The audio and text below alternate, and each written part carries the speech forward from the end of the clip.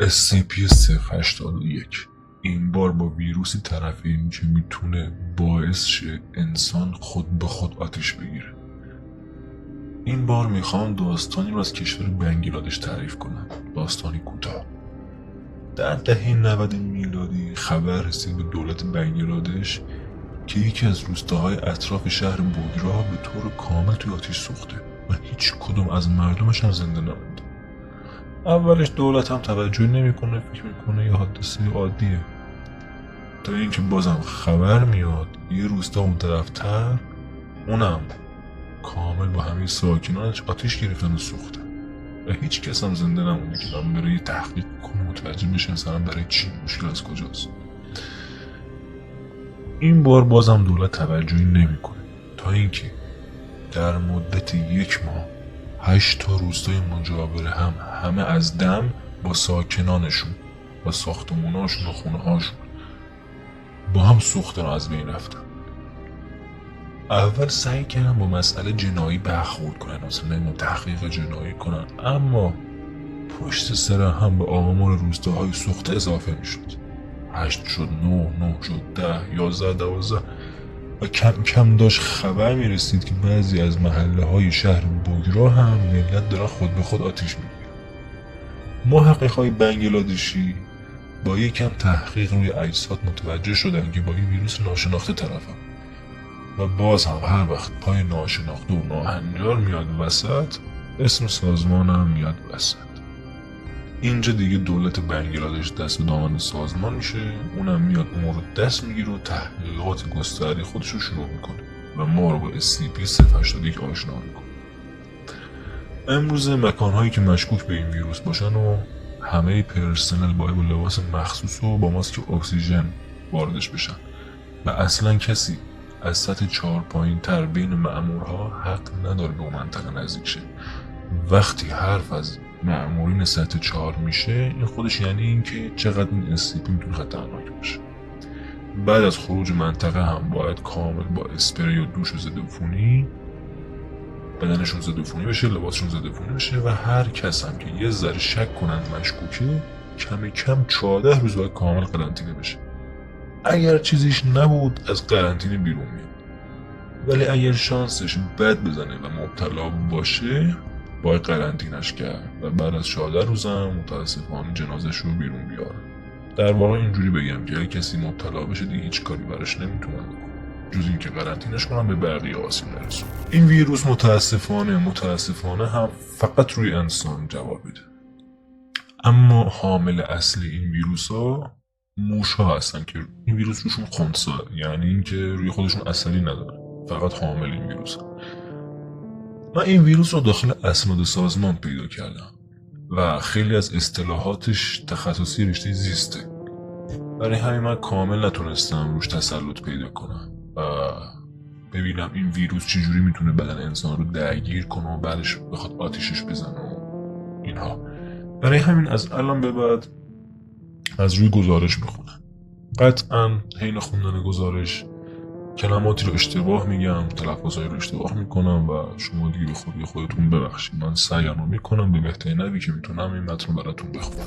SCP-081 باعث عفونت چربی سلول ها و سلول های سفید خون و باعث جذب مغذی ها با نرخ بسیار شتاب زده میشود.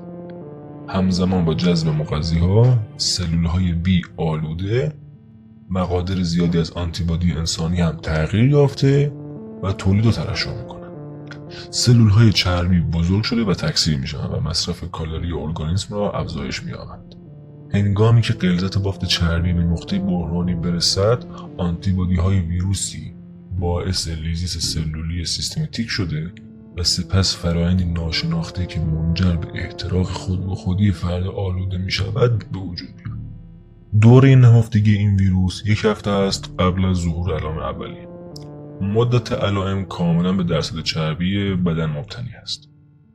عفونت از 4 مرحله متمایز پیش می رود. مرحله 1: در طی هفته اول هیچ علامت مهمی وجود ندارد، اگرچه افراد ممکن است از احساس کمی خستگی رنج ببرند و اون گزارش کنند. مرحله 2: در هفته دوم عفونت افراد شروع به تجربه گرماهای ناگهانی و افزایش اشتها می‌کنند.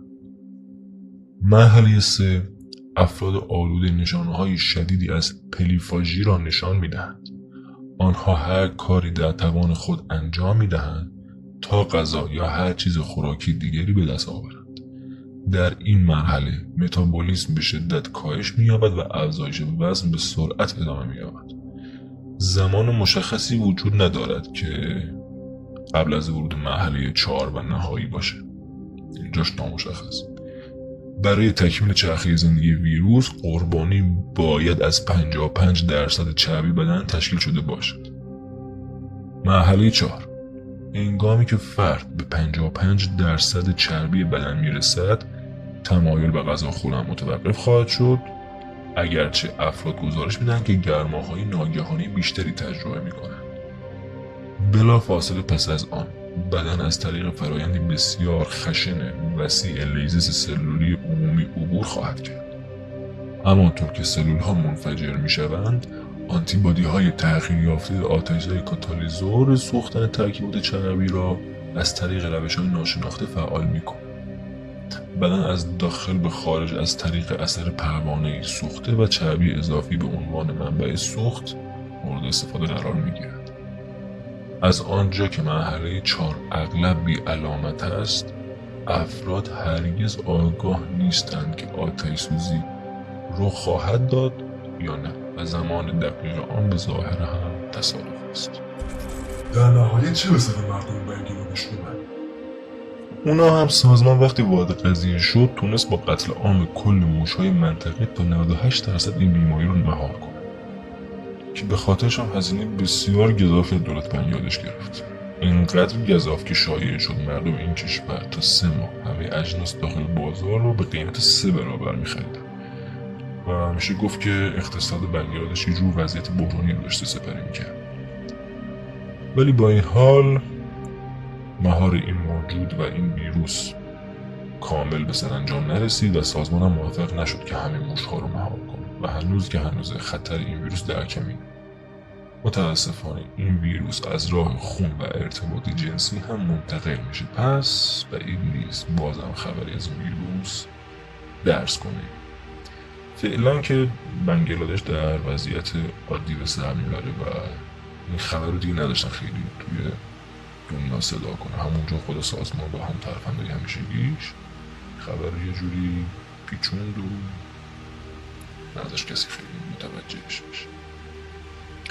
ولی چیزایی که خود سازمان توی اسنادش نوشته تا حد زیادی درسته. فقط این قضیه بنگلادش رو سانسور کرده بود توی مطالبی که توی سایتش گذاشته خود سازمان که من اینجا براتون گفتم.